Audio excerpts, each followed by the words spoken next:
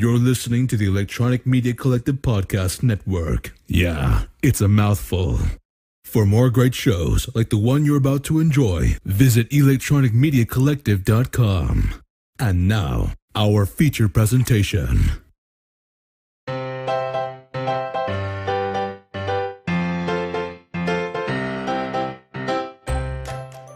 Welcome to Comics with My Kids podcast, the official podcast for the comicscornerbox.blogspot.com. I'm your host, Matt D. And today we have a very special edition. Today is not actually Comics with My Kids, it's Comics with Two Dads. Yes. As Lee Searcey from... Is it Searcey? I'm sorry. Yeah, you're right. Okay, all right. I keep thinking of the character Searcey from the Eternals. So I'm like, okay. yeah. So, just dropping comics right off the bat.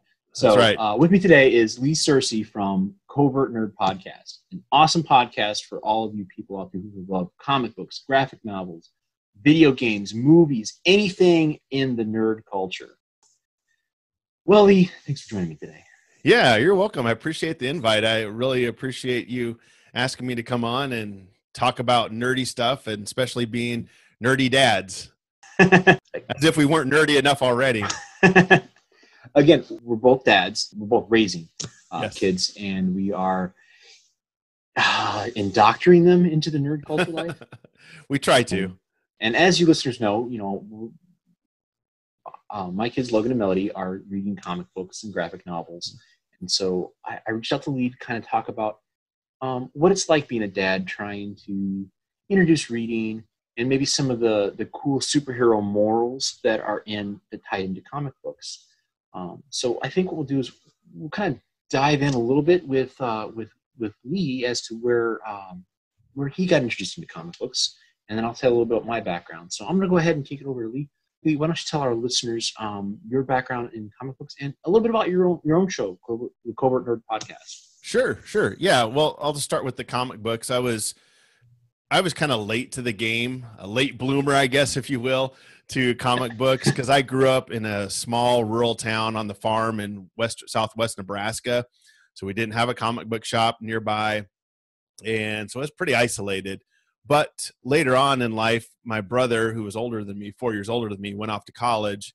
And then he introduced me to some comics back in 1991. So it was pretty late in the game. But as you probably know, late 80s, early 90s, comics were just exploding. They were everywhere and becoming more and more popular. And that's how I kind of got started with one of these little packs that you can get that have 4 comic books in them. And one of them was the Jim Lee X-Men #1, which was huge at that time, sold over 8 million copies. And then several other minor, I guess, air quote here, minor Marvel comic books in there with them to kind of get the ball rolling. And I was hooked. I mean, I had seen some comic books as a kid, but never really got serious until he gave me that pack. And then it was off to the races. And I was into Marvel, into X-Men, and lots of other things, but we can get into that later. But and the podcast just kind of talks a lot about nerdy things. It's a lot of nostalgia, honestly, just like what we're doing today. Matt is talking a lot about how we got into it. So it's a lot of nostalgia too, but we do fun things like choose your own adventure books that we do live and have people interact with those. I'll sit down with other nerdy friends of mine and talk about old movies or game books and things like that. So if you like just generally nerdy stuff, we try to deep dive into some things when it's just me, but other times we just do, like I said, the Choose Your Own Adventure live thing. That's just kind of fun. Yes. Keep it positive. I really try to keep it positive. There's enough negative out there. Somebody else can handle that. We try to keep it fun and light and interesting. Yes. And listener, if you follow me on Facebook, I've watching Lee and Eddie, and it is a fun show. It's great for the kids. Growing up in the 80s as well, I'm quite familiar with reading some of those Choose Your Own Adventure novels. So I recommend it. Check it out. It's like every other Thursday night. It's a fun watch. And we hand out Covert Nerd points, so you get points. And I think you got at least 1,000 cruiser coins, I think, or something like that. Yes, and I'm still waiting for my spider ring. I cashed those in. I want that spider ring. Exactly. Anyway, you'll have to check it out to know what we're talking about. Yes. So, give you just to bounce into my background. So, as my listeners know, I'm introducing the comic books to my kids, and I started actually through my dad. My dad was a big comic book fan growing up, and he grew up in the '60s and '70s. So, a lot of his comic books were, a lot of the first comic books I read were the ones that he had collected. And the cool thing about some of his comic books is that back in the '60s, the way the distributors sent the comic books to like grocery stores and newspaper racks and magazine racks, if the books didn't sell, the grocery stores would cut the covers off, send the covers back to the distributor, and they would get the credit. But then they would take the comic books and they put them in like little slip cases and plastic bags and sell them for like a quarter for 4 or 5 issues. So a lot of the books that I've read were the ones that my dad had. So I had a lot of those early Marvel comics, like Avengers #5, Yeah. Invasion of the Lava Men, back when Stan Lee and Jack Kirby were first, doing the comic books. And so that's what really kind of got me into reading comic books. And then once I got into like my late upper grade and almost into high school, that was the big '90s boom. Mm-hmm. We had the death of Superman. Comics were a big thing, and the bubble just quite hadn't popped yet.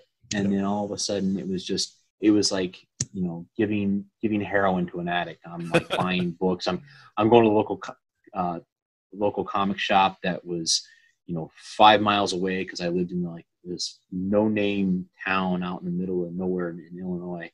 Yeah. And I had got a pool list and next thing you know, I'm like reading everything from Marvel and DC, and it was great. And the best thing about it, one of the best things about it was that, I wasn't a real big sporty kid. I mean, yeah, I played soccer and anything that my parents paid for, I had to finish, but I wasn't real big in the sports, but I liked comic books, and so did my dad. So it was kind of a nice bonding experience. And so I think it's part of the other reason why I'm doing this Comics My Kids podcast is so that I can bond over something that I like with my kids.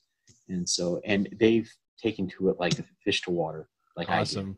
I did, so it's been great. And it's really fun to watch them, get into some of these comic books that I've read myself. So you had 5, you could get 5 comics for a quarter. Is that what he was buying them for? Yeah. It was like $5 for five bucks. five books for like a quarter. So a nickel a piece. Wow, times have changed. Yeah, and and if you look at them, like a lot of the prices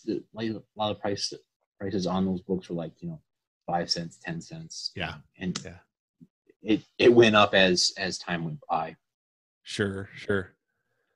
And since we're kind of talking about some of the books that kind of introduced us to the comic collecting, there's one book that I really want to mention to you, Lee, as well as to the listener, and this is definitely a nostalgia thing, which is right up your alley. Yep. Over nerd.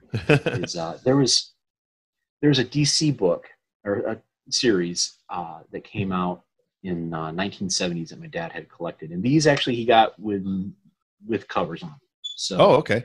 It was kind of neat because some of the covers were really cool, but it was DC Comics Super Spectacular 100 or 100-page spectaculars, and it actually introduced.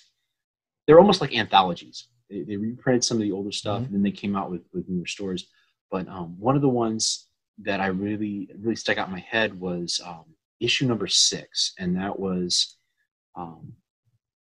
I have an image of it. I'm gonna pull up here. I'm gonna go ahead and share my screen with you so you can kind of see. Okay. What's really neat about it is it was one of those gatefold type of comics.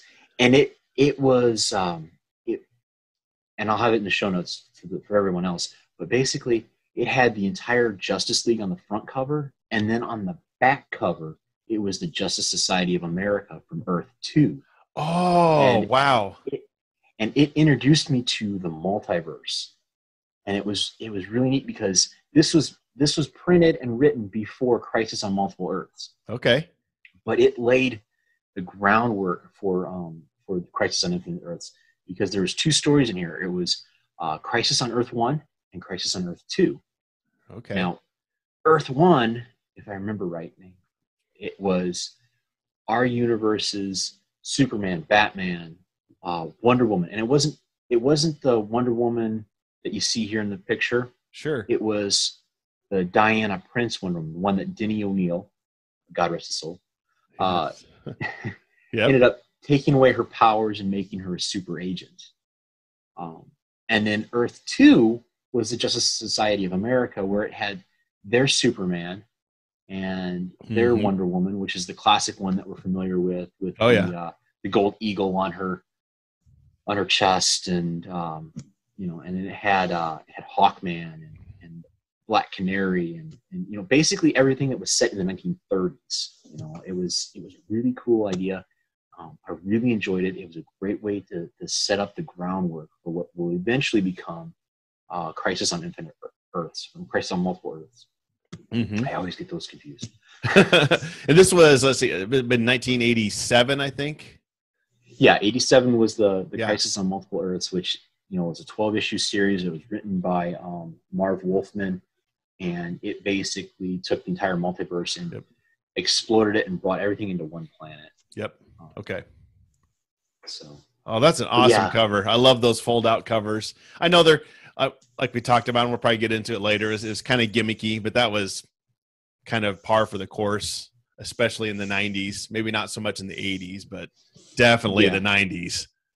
Yeah. But yeah, was that one of your first ones or earlier ones? Yeah, it's one of my first ones or earlier ones. It's one that kind of like really made me realize that, hey, the comic books have a much larger world. Oh, yeah. Yeah, exactly. That's what that whole, in my experience, X-Men #1, I kind of knew about, like I said, some of these characters, but then you have to go and get all the back issues, and there's all these other stories and worlds and universes and characters. Like, well, how did they get that or do that? And it's just kind of mind-blowing. Yeah. And I'm experiencing the same thing with my kids now, because we haven't been watching The Flash, but we have been watching the Marvel Cinematic Universe movies. They've been reading some of the books that talk about multiple dimensions. And whenever Logan asked me about a specific comic book character, like the other day, we went to a Halloween event, and he was dressed up as Captain America. And he asked me, "Well, Daddy, how did Captain America get started?"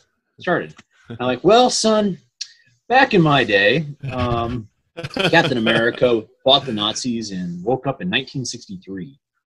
But today he woke up in 2011 or 2001, depending on where you read. So what's the definitive? Well, there is no definitive, because comic books change and there's multiple universes and everything. So it's kind of fun to kind of see his mind kind of go. Yeah, there's so many reboots and all that stuff, but it's just, you almost get overwhelmed. I've talked to other people about this who've gotten maybe out of comics for 20 years, 30 years, and then trying to get back in. And it's just like, I don't even know where to start. For example, X-Men, I really liked X-Men getting in, got out for quite a while, and then jumped in last year. And it is a little bit overwhelming, but even though I hadn't read a lot of the X-Men comics for quite a while, I was still able to jump right in and pretty much get going again without much trouble. So that'd be my advice, I guess, if somebody's listening and they've gotten out of it for a while, just jump back in, pick a spot and go. But yeah, it can be overwhelming. You see everything on the comic book store wall and you're like, I don't even know where to start. Yeah.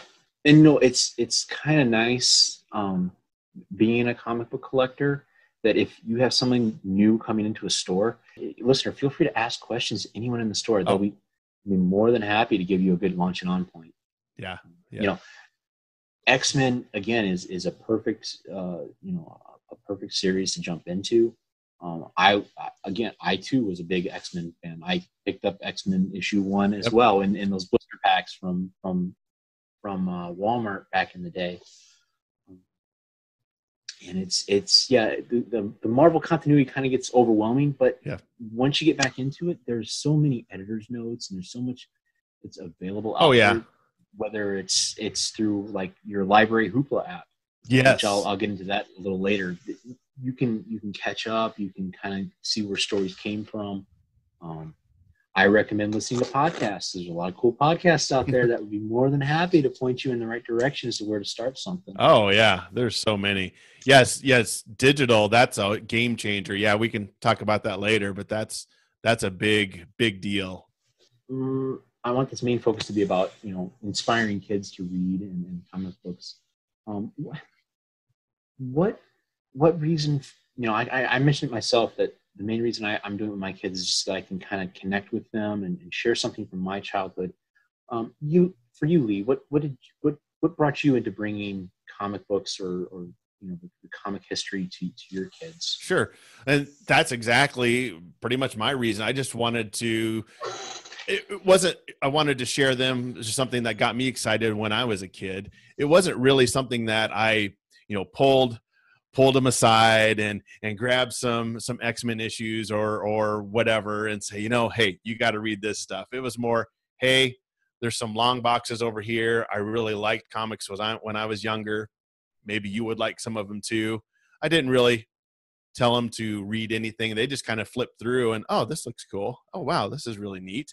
And I just really wanted to expose them to something that I liked and thought, well, maybe you'll like it too. It's no different than a dad teaching their kid how to fish or how to throw a football. Maybe they liked football when they were a kid, and I'm going to show them this and grab onto it. It wasn't really something that you really need to like this. It was more just, hey, here's what I liked. Maybe you'll like it too. Awesome. I'm sure there's a lot of other comic book fans out there that are doing the same thing that we're doing. Sharing the experience. Digging out the long box and saying, hey, look, you know what? If you don't want to read it, it's fine. Here's some long boxes. Go ahead and go through it. Yep. One thing I really like since like 2001, and that's the year, not the Space Odyssey. Not the movie. We need the soundtrack going now. Is that he came out with Free Comic Book Day. Oh, yes. And that was a great way to introduce my kids to comic books. There was a comic shop that I went to back when I lived in Illinois that my wife and I ended up going to regularly. I had a pull list there, and once my son was born and he was old enough to understand comic books and kind of read them, we dressed him up in a Wolverine costume and went on over to the comic shop on Free Comic Book Day, and we got some really cool free comic books. And, and some of the stuff that he got to see was definitely, kid orientated, because, I'm not going to give my kid, the Dark Knight Returns as something for him to read. Yeah, exactly. But he got introduced to some really cool comic books right off the bat through Free Comic Book Day. So, it's a great day to help promote comic books and kind of share the love of comics to the next generation. Yeah. One thing that was always interesting, what I thought when I did kind of just say, here's the long boxes, go through them, you wonder what they gravitated towards. And so I kind of asked them, it's like, well, what kind of caught your eye when you were younger? And several of them, X-Men was one of them, but Infinity Gauntlet was one. They really thought that series was really cool, and which was one of my favorite, and we can talk about that later too. And then for some reason, my younger son really liked the Predator comics from Dark Horse from way back in the 90s, from the early 90s. He just thought, this is cool. What is this? He'd never really heard of the Predator movies or the comic books, and that really caught his eye. So I thought that was kind of interesting. Flipping through all these, what kind of all of a sudden pops out? And those were ones that they said that kind of stuck out was Infinity Gauntlet and Predator and X-Men. Nice. Cool. Yeah. I don't think I've introduced Logan yet to Predator. Well, it's in defense, he was 15. So I mean, it's not, oh, okay. That's not, it was quite a bit later, but anyway, that's one that kind of popped out. But in the younger kids, it was Infinity Gauntlet, which I was like, hey, good choice. I really love that series. Now, okay, so you mentioned the almighty mecha of the Infinity Gauntlet. And then, of course, there's, the Infinity War, the Infinity Crusade, the Infinity, everything was DC had Crisis, Marvel had Infinity. Yep. What did your kids think of Infinity War, the Marvel Cinematic Universe, after having read, the Infinity Gauntlet series, and then watching the movie, watching this on screen? I know. What was their impression of seeing something that was? Well, they were, they thought it was great, but I think they were probably influenced by me. I mean, I liked it because honestly, when I first saw Avengers, when Thanos first showed up and he it was the end credit scene, I think, on the first Avengers, and the guy next to him, I can't remember who he was in the movie, says to take on the Avengers is to court death. And then Thanos turns and smiles. I'm like, oh my gosh, they're gonna do the Infinity Gauntlet series. Because when I read that, Matt, I was like, I want to see, this would be so great if it was a movie. This was 1991 and I was like, they're never going to do that. So 20 years later, almost, I'm like, I just about dropped in the theaters when I saw that. I'm like, oh my gosh, they're going to do this. So my kids, they're like, when I told them, well, they didn't see it at the theater. They saw it at home later on DVD. And I didn't say anything to them. I said, let's just watch the whole thing through.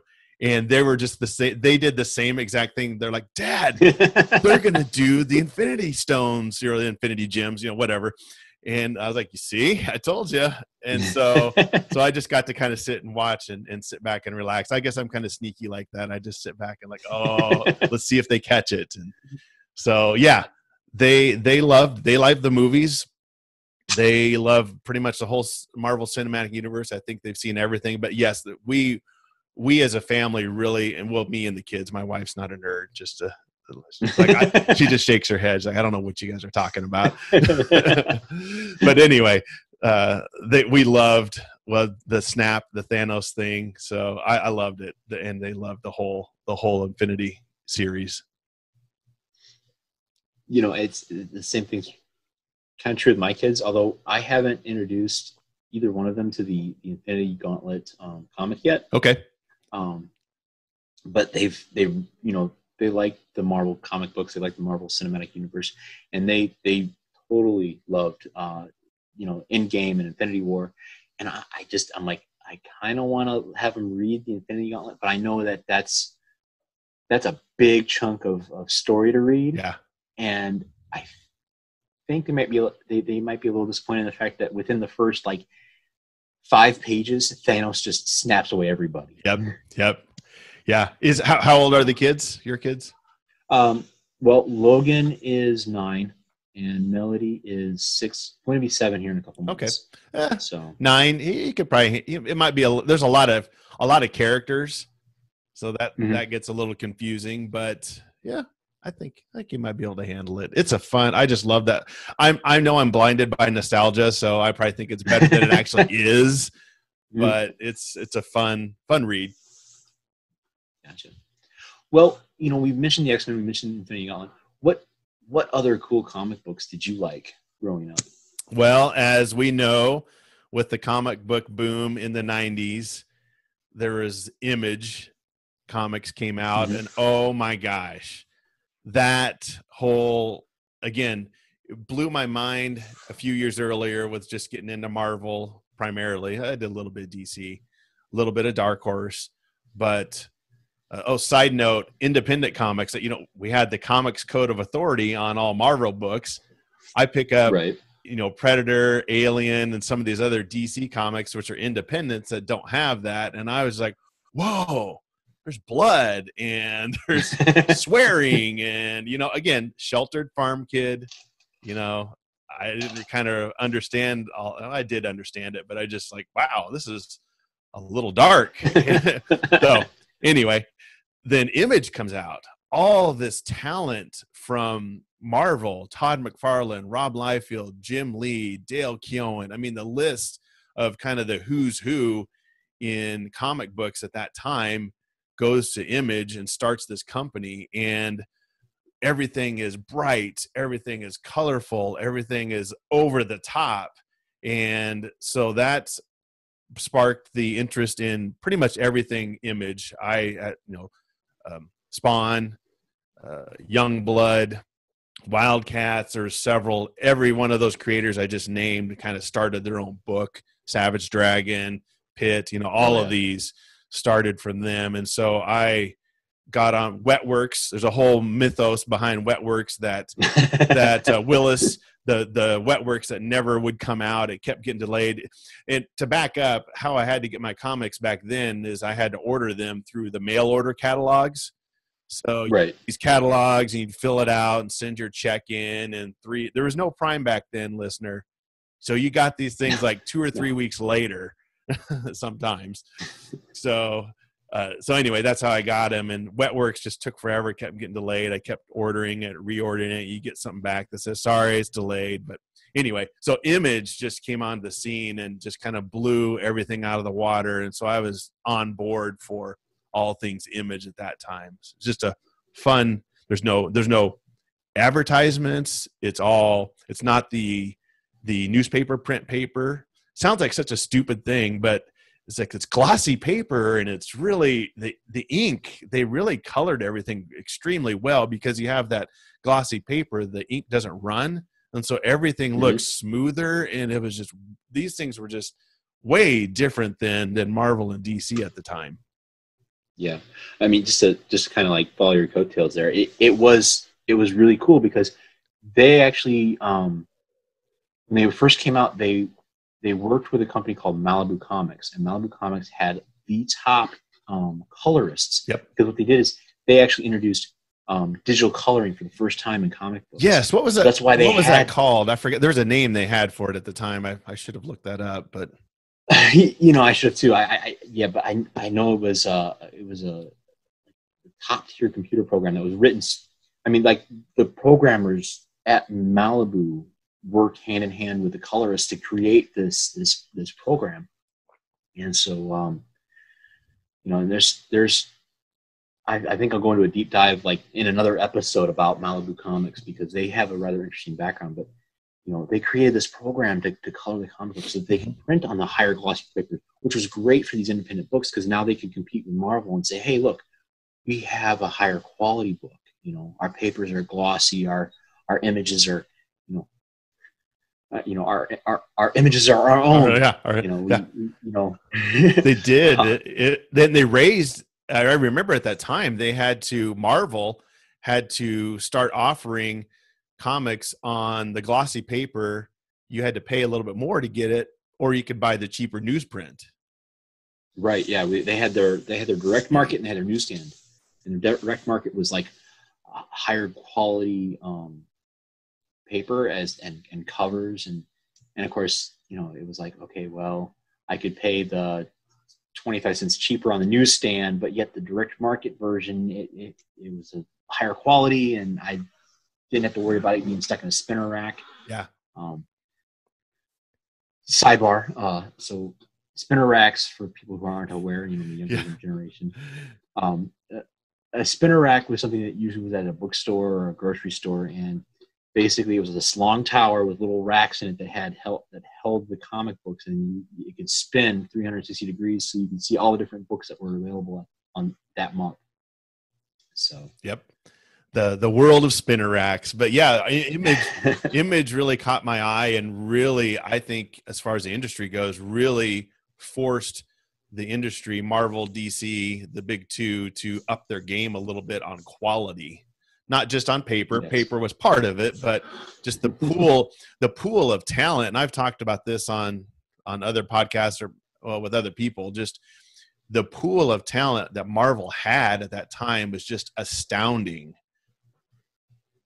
Yeah, it was. I mean, you had Jim Lee on X-Men. You had Mark Silvestri on Wolverine. There's all these guys that were at the time. They were like the rock and roll artists, and it was like the big boom, and all of a sudden they're like, hey, we're not getting paid as much as we should be, and they went off and they started their own thing. They had their own creator owned titles, and there's several of them that are, to this day are being published, like Spawn and Savage Dragon. I still read those. I still get subscriptions to them. Even though Todd McFarlane isn't completely drawing the issues anymore, I still read it because it's a good story. Mm-hmm. Yeah.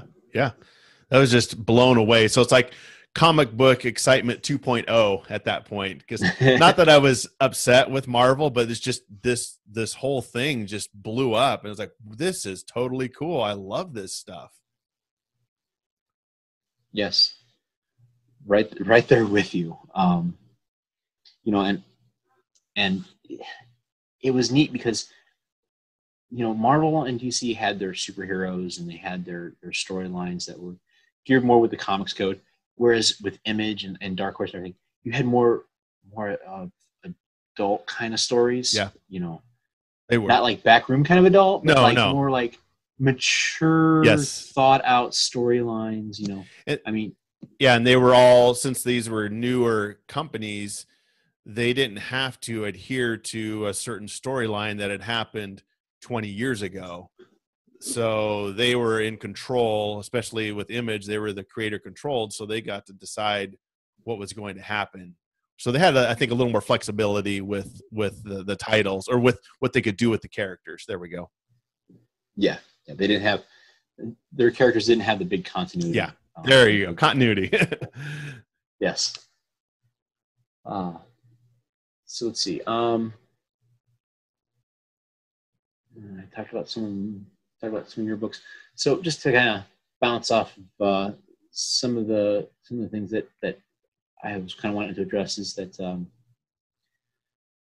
introducing comic books to kids today is, comic books have changed since we were growing up. We like I said, Image had more adult themed storylines, more, conceptual stuff that was geared towards older readers.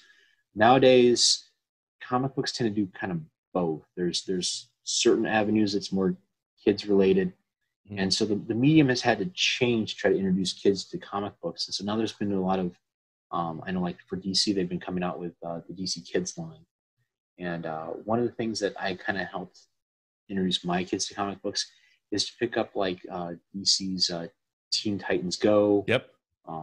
Teeny Titans, and what's nice is now that we're moving into more of a digital age, there's also the ability to read these comic books digitally. Mm-hmm.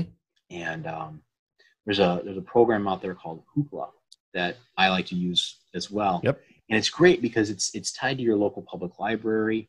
I totally stand by supporting Hoopla, supporting the local public library, because without libraries, without books to read, we as a society cannot become smarter or mature. We need our libraries as much as we need our schools. Yes. And so I would recommend that to any listener, go to your local public library, get yourself a library card, and check out the Hoopla app. Yes. You'd be amazed as to what you can get, what you can read. I mean, I power up the tablet and I sit there with my daughter or my son, and we'll go through and we'll read a book. It's kind of neat because you can get a lot of kids oriented stuff through the Hoopla app. Yep. And the best part is it's free. Exactly. Dads like the F word. Free. Free. Why would I want to? Why should I buy a trade paperback? That's Don't get me wrong. I love trade paperbacks. Yeah. I love collecting the paper medium. Yeah. But if I'm going to, I'm gonna show something to Lee here. Now, we have a box of comic books that we have for the kids, and they're the kids' comics. So these comic books make the old TV guide look pristine. Yes. So I'm gonna hold this up here. Okay, so this is Teen Titans Go issue 1. Uh-huh. And as you can see, the cover is about ready to be off. Yep. Yep. And again, it was a free comic book. So the comics I get for my kids, I know they're gonna be reader copies. So Logan will read it voraciously, and then it's like, okay, well, I'm done with it. Daddy, can I put it in a bag or a board? I'm like, you know what, buddy? It's your comic book. If you don't want to put it in a bag and board, that's fine. Just throw it in that box over there. And so, I have an old diaper box. Diaper boxes are great for collecting If you don't want to spend the $8.75 or whatever they are out now for short boxes or long boxes, grab yourself a diaper box, like the 42 count diaper box. Throw reader copies in there. That's awesome that 42 count great. diaper box work. That's spoken like a true dad. Oh my gosh, you just nailed it, Matt. So, but yeah, and because the digital Hoopla app, I don't have to buy $9.90 or $2.99 comic book for my kid to read something that I'm not sure he's going to like right away. Yeah. Now, so we'll try it out digitally, and if he likes it, then maybe I'll go back and get some of the back issues so he has a physical copy if he wants to read it. So, yeah, I don't want the physical medium go away. I love collecting comic books. I love holding the physical book in my hand. But when it comes to something that I want to introduce something to my kids, the digital app is great. Well, and the great thing about digital is, we're not. I mean, luckily you had the privilege of getting some of those old 60s and 70s comics to read, but we're never going to be able to get and read issue Fantastic Four number 1 through 20 or Spider-Man, number 10 or Avengers number 18. So digital is literally the only way to read some of those.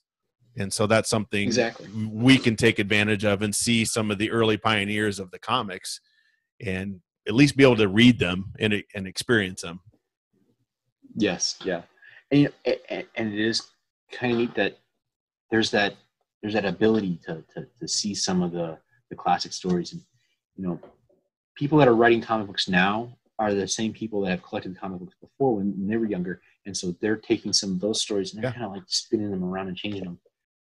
And one of the guys that I really enjoy reading with Logan is a guy by the name of Art Balthazar. And Art is in his 50s. He's read a lot of the classic comic books. He wrote Superpowers. Yep. He wrote Teeny Titans. He wrote Grimm's Island, and these are all books that I introduced my son to.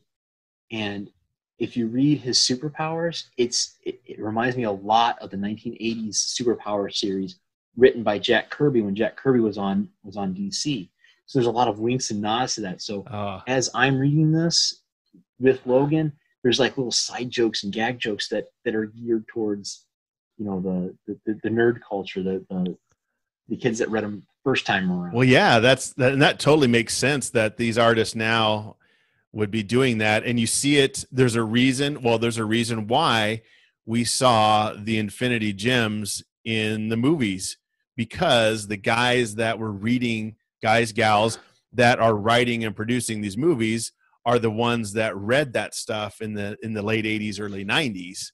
And so that's why you're seeing a lot of the storylines that they're grabbing onto are from that era. That's my opinion. Yeah. That's not fact, but there's a reason why a lot of those guys and gals are writing that stuff. They're in the power positions now, and that's what they grew up on.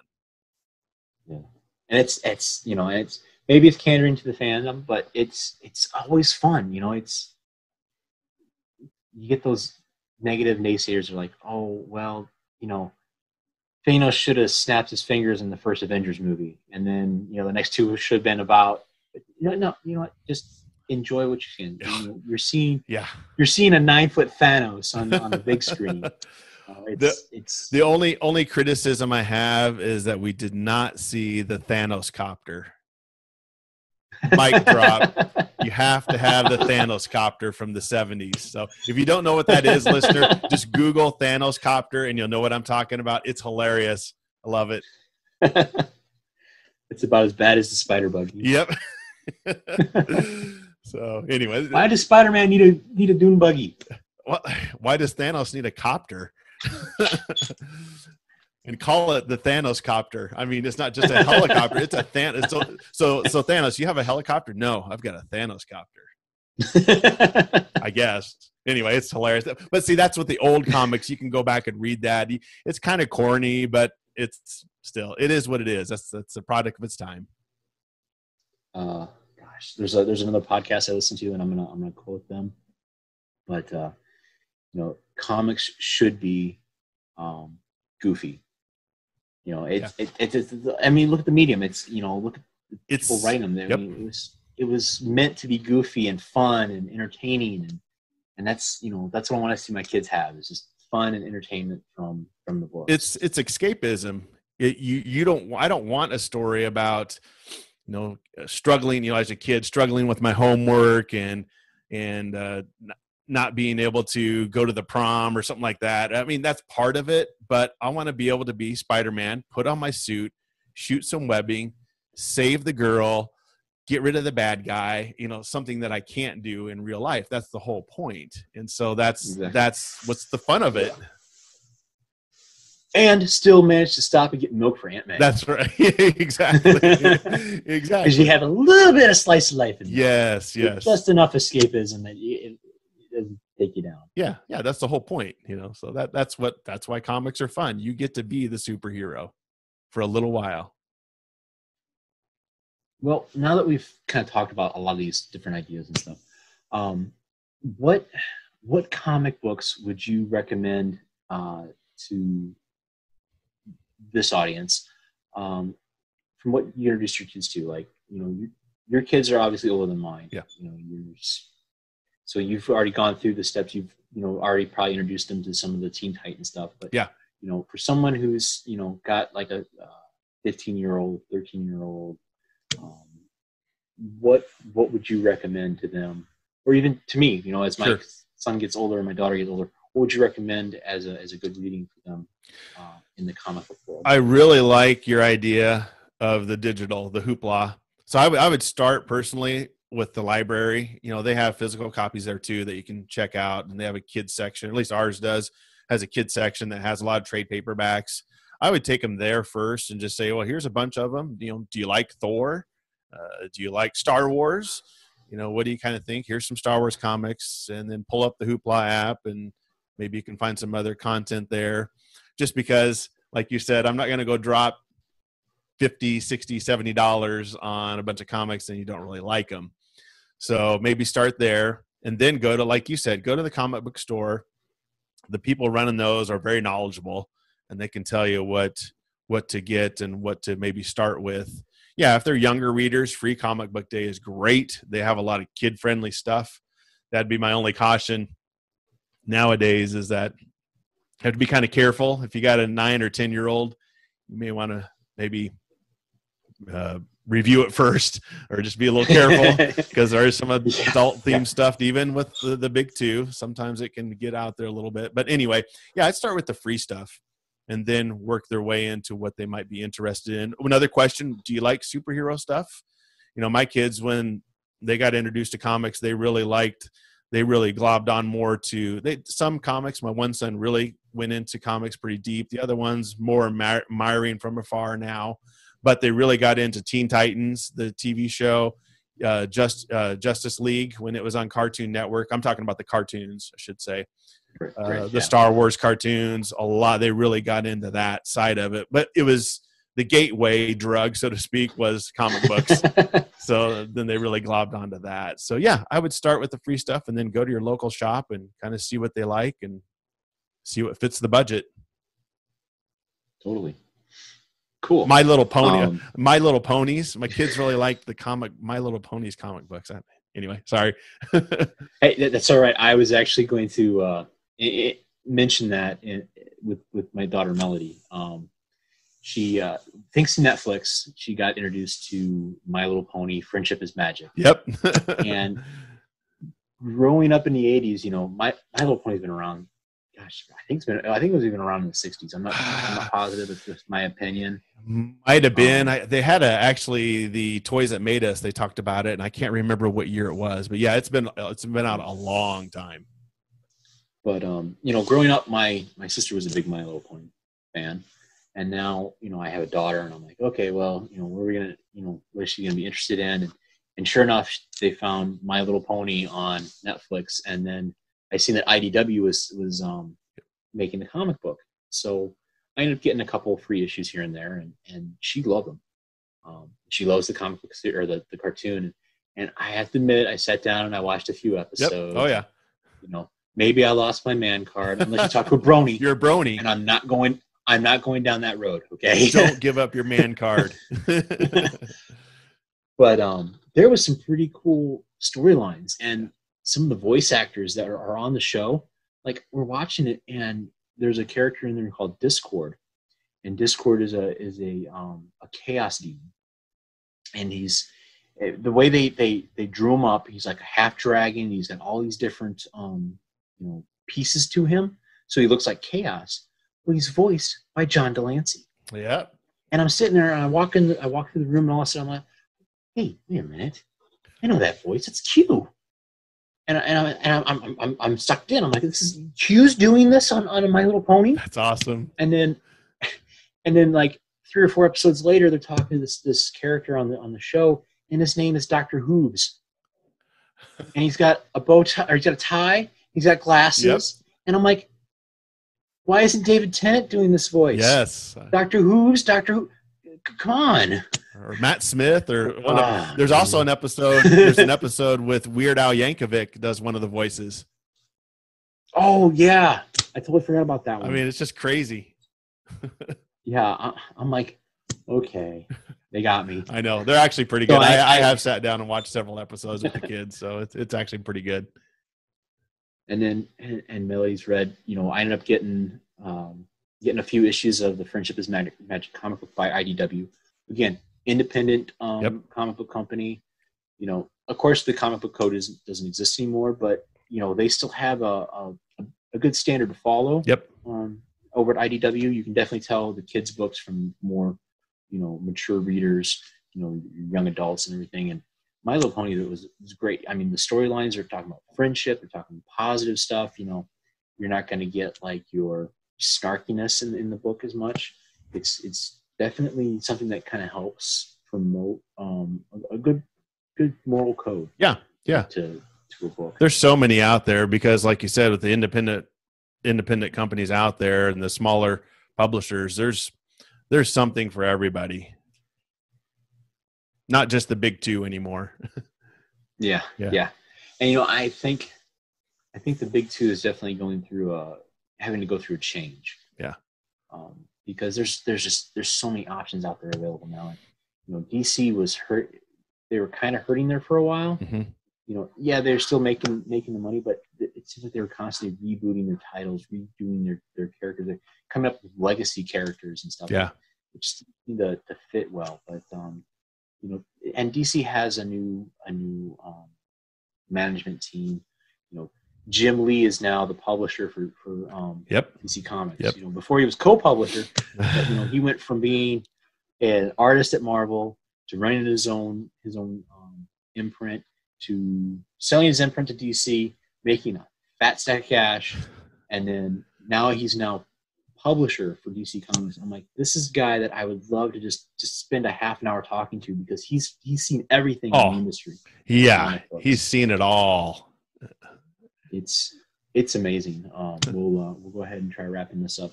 So,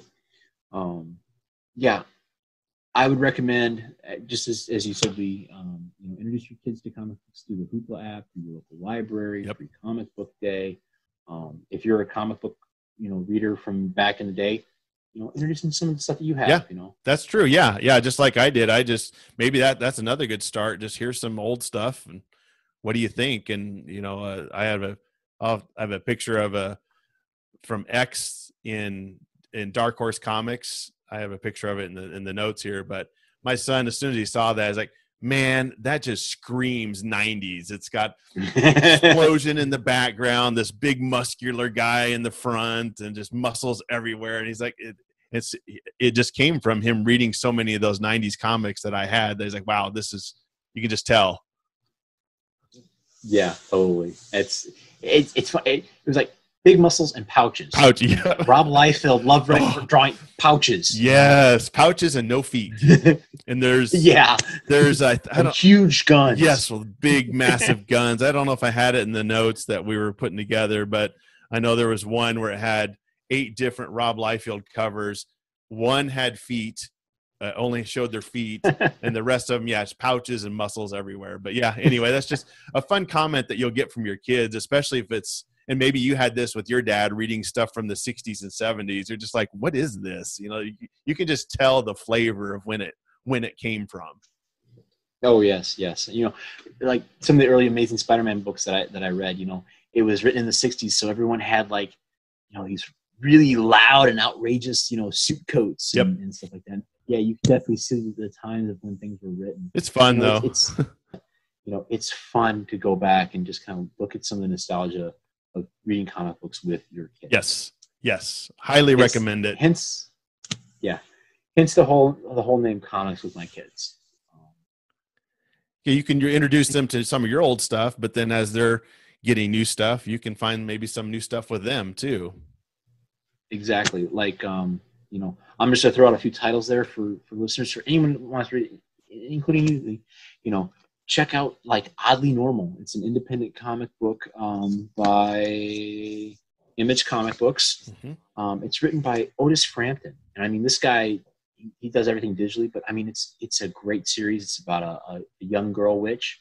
I recommend anyone who's got young readers. There's the Hilo book series, the Dogman book series. I didn't even talk about Dogman and Dave Pilkey and Captain Underpants, but there's like this whole stuff out there. Captain Underpants, I forgot about that. Wow, yeah. Yeah. And you know what? If you want to know more about some great comic books to read with your kids, come back and listen to some of our old shows. Come back and listen to future shows of Comics with My Kids, because we're going to try covering it all. Yeah, I just listened to your Percy Jackson one that you just put out. Yeah. You know what? Logan really liked the Percy Jackson series. We're trying to introduce him into Greek gods and Greek mythology in his homeschooling. So what better way than through some fiction through Percy Jackson? Yeah. Albeit it's a little hard to get him to tell us complete synopsis, but hey, we're working on it. That's all you can do. That's fine. Hey, I struggle too. So part of the fun of podcasting with kids is just trying to get a straight answer out of them. Yeah. No, I totally agree. No, it's fun just to go through some of this old stuff. So I really like introducing it to them. Well, Lee, I don't really have much more. I don't want to keep you too long because, as you said, your battery is running low. So we'll go ahead and wrap this up real quick. Ladies and gentlemen, thank you for listening to this episode of Comics with My Kids. Two geek dads, two nerd dads. Comics with two nerd dads. I don't know how I'm going to title this. But if you've enjoyed the show, come back to some of our other shows. Check us out at the comicsbookblogspot.com. Check out this guy, Lee Searcey, over at the Comic Nerd the Covert Nerd Podcast, as I retitle your show for you. Yeah. Hey, I like it. There we go. Is there anywhere else that our listeners can hear you other than the Covert Nerd Podcast? You can just go to covertnerd.net, and I have all the Twitter handles, Instagram, all that stuff there. So just go to covertnerd.net, shoot me an email, and yeah, thanks, Matt. It's fun talking about old comics and kids. We'll have to do it again sometime. Maybe we can have one of our kids on, and we can dialogue back and forth about comics together, all four people. I like that idea. Yeah.